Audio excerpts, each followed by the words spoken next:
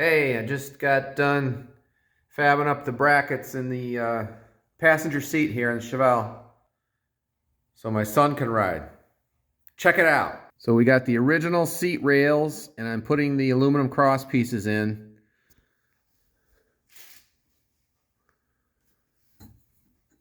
Just got done welding these metal tabs. Going for even left to right. Pretty much got that. When I had put this together and clamped it before I welded it,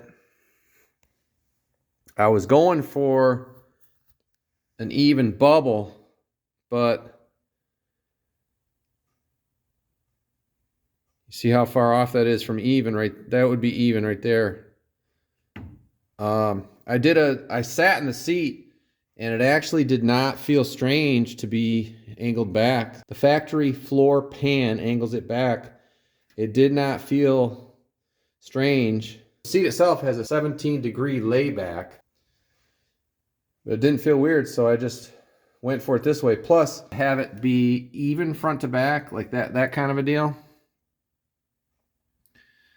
The brackets here were so angled in order to do that the aluminum cross pieces did not sit flush on those feet at all.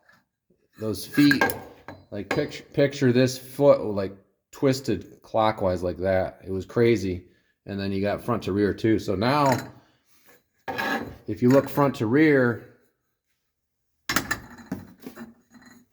they're pretty much even. So, long story short, the seat's gonna be angled back, but for some reason it doesn't feel weird when you sit in it like that. But it is good as far as side to side. So as far as horizontal,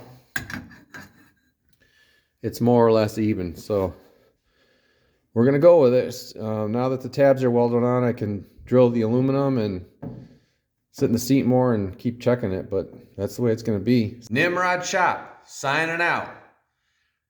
Get out there and work on your car.